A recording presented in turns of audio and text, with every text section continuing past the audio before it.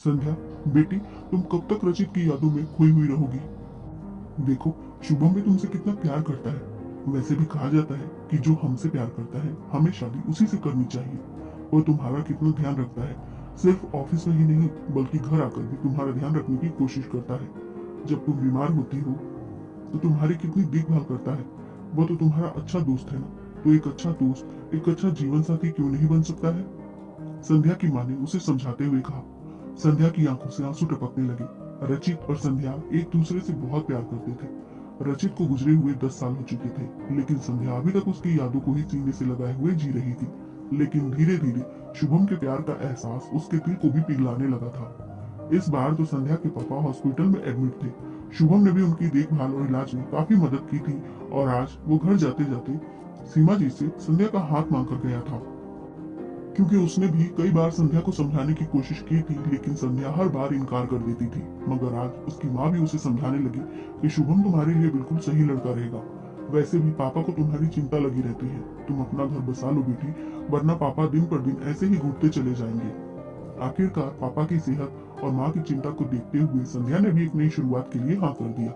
शादी के बाद शुभम ने उसकी जिंदगी को खुशियों से भर दिया। हालांकि रचित से वो बहुत प्यार करती थी, लेकिन शुभम धीरे धीरे उसे अपने प्यार से जिंदगी की ओर वापस लेकर आ चुका था। संध्या के ससुराल में उसकी सास अवंतिका जी और ननद चारू ही थे। उसकी ननद चारू को संध्या बिल्कुल भी पसंद नहीं थी, क्योंकि उसे लगता था कि संध्या तो किसी और से प्यार करती थी और उसके भाई के साथ धोखा हो गया है। अवंतिका जी भी अपनी बहू को कुछ खास पसंद नहीं करती थी, क्योंकि एक तो वो लव मैरिज वाली बहू थी और ऊपर से उन्हें यह बात भी पता थी कि शादी से पहले वो किसी रचित नाम के लड़के से प्यार करती थी। इसलिए वो बहू को कोई सम्मान नहीं दे पाती थी। बस बेटे की मर्जी के आगे उन्हें मन मारकर झुकना पड़ गया था। उसकी शादी को अभी 1 महीने हुए थे। एक बार शुभम को ऑफिस के काम से बाहर जाना पड़ गया। संध्या एक दिन ऑफिस से घर आ रही थी तो चारू एक लड़के के साथ काफी करीब होकर पार्क में बैठी हुई थी। संध्या को उनकी भावभंगिमा जरा भी पसंद नहीं आई। वो घर आई तो उसने चारू को बहुत प्यार से समझाया कि ऐसे नाजुक उम्र में प्यार और आकर्षण में अंतर समझ में नहीं आता है।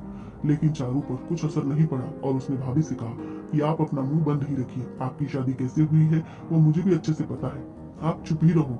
लेकिन एक दिन और संध्या ने उसी लड़के को किसी दूसरी लड़की के साथ देखा। अब तो उसे चारू की चिंता होने लगी। वो शाम को घर आई तो उसने अपनी सास को सारी बातें बता दी। चारू ने भी सब सुन लिया था। उसने गुस्से से कहा, भाभी मुझसे माँ भाभी मुझसे जलती है, इसलिए मुझ पर लांछन लगा रही है।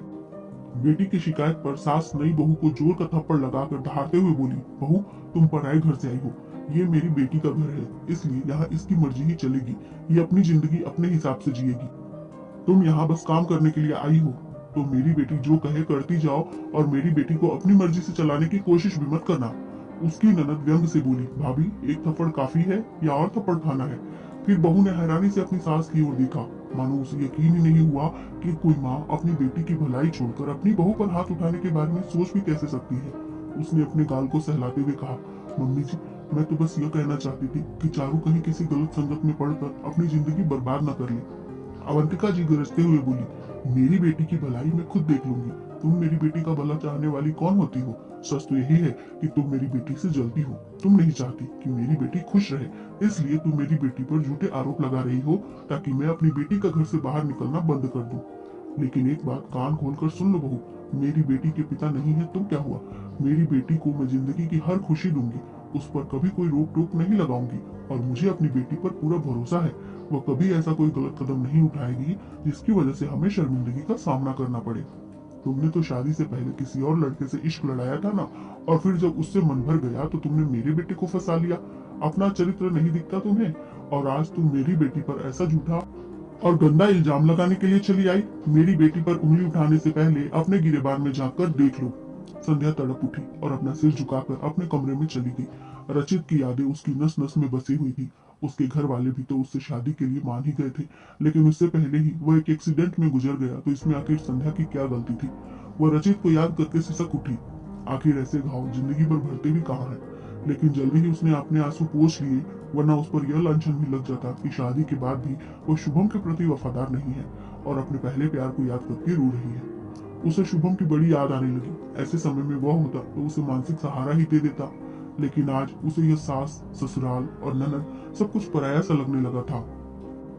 भले ही उसकी शादी को अभी कुछ ही दिन हुए थे, लेकिन वह दिल से इस परिवार को अपना मानने लगी थी और वह कभी नहीं चाहती थी कि चारू के साथ कुछ गलत हो।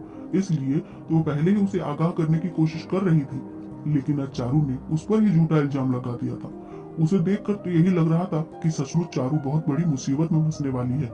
अगर उसके प्रेम में सच्चाई होती तो वह घर पर इस बात की चर्चा जरूर करती, और किसी से नहीं तो कम से कम वो अपनी भाभी से तो यह बातें शेयर कर ही सकती थी।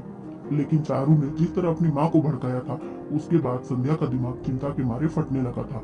उसके बाद संध्या ने चारू से कुछ कहना सुनना ही छोड़ दिया। वो बस अपने काम से काम रखती थी, लेकिन शुभम को उसने सब कुछ बता दिया था।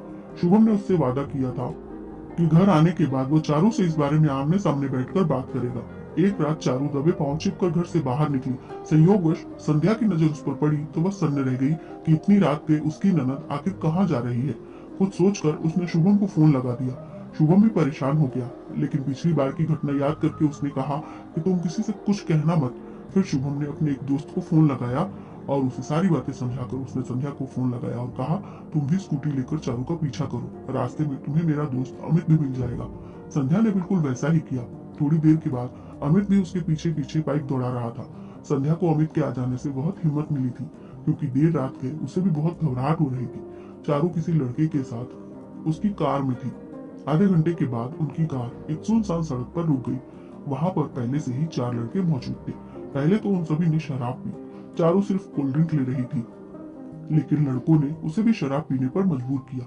जब चारू ने इनकार करना शुरू किया, तब 2 लड़कों ने उसे पकड़ लिया और एक लड़के ने उसे थप्पड़ मारना शुरू कर दिया। इस बात से चारू घबरा गई। एक लड़के ने उसका दुपट्टा खींचकर फेंक दिया। चारू चीखने चिल्लाने लगी तो एक लड़के ने आगे बढ़कर उसका मुंह दबा दिया। अमित ने जल्दी से पुलिस को कॉल लगा दिया और संध्या तो सीधे अपनी स्कूटी दौड़ाती हुई आई और लड़कों के सामने जाकर खड़ी हो गई। अपनी भाभी को देखते ही चारू चीखते हुए कहने लगी, भाभी मुझे बचा लो। संध्या को वहां देखकर उन लड़कों की आंखों में एक अजीब सी चमक आ गई। वो लोग संध्या की ओर भी बढ़ने लगे, लेकिन संध्या ने फुर्ती से काम लिया और उन लड़कों की पकड़ से बच गई। तभी अमित भी वहां पर आ गया। संध्या और अमित दोनों मिलकर उन लड़कों पर पत्थर बरसाने लगे। चोट लगने के कारण वह सभी कार में बैठने को मजबूर हो गए। अभी वह लोग वहां से निकलते तब तक पुलिस भी वहां पहुंच चुकी थी। संध्या ने चारू को संभाला। चारू संध्या के कंधे को पकड़कर किसी भयभीत हिरनी की भांति कांपते हुए रो रही थी। आज उसे अपनी गलती का एहसास हो रहा था। पुलिस ने सभी लड़कों को गिरफ्तार कर लिया। चारू फुट फुट कर रोते हुए संध्या से माफी मांगने लगी और बोली, भाभी मुझे माफ कर दो। आपने मेरी भलाई के बारे में बात की और मैंने अपनी माँ से आपको थप्पड़ लगवा दिया। अगर आज आप यहाँ ना आई होती तो शायद मैं पूरी तरह से बर्बाद हो चुकी होती। संध्या ने उसे गले से लगाते हुए कहा, चारू तुम छोटी बहन की तरह हो और तुमने अनजाने में गलती की, इसलिए मैं तुम्हें माफ करती हूँ। जब वह दोनों घर पहुंची और अवंतिका जी को सारी सच्चाई पता चली तो उन्होंने भी बहू के सामने हाथ जोड़ते हुए कहा, बहू मुझे माफ कर देना। तुमने आज मेरी बेटी को बचाकर मुझ पर बहुत बड़ा उपकार किया है। वो इससे ज्यादा और कुछ बोल नहीं पाई क्योंकि उनका गला भर आया था। संध्या ने आगे बढ़कर अपनी सास और ननद दोनों को अपने गले से लगा लिया। आज अवंतिका जी को बहुत अफसोस हो रहा था कि उन्होंने अपनी बहू पर हाथ क्यों उठाया था। संध्या ने भी उन दोनों को माफ करके एक मौका दे दिया था। दोस्तों, यदि कोई माफी मांगे तो उसे एक मौका जरूर देना चाहिए, लेकिन यदि कोई बस समय आने पर फायदा उठाए फिर बार बार जानबूझकर चोट पहुंचाए तो ऐसे लोगों से दूरी बना लेनी चाहिए। आपको क्या लगता है, संध्या ने पहली बार माफ करके सही किया या नहीं? कमेंट जरूर करिएगा और नई कहानियों के लिए कथा संचय चैनल को सब्सक्राइब जरूर कर लीजिएगा। धन्यवाद।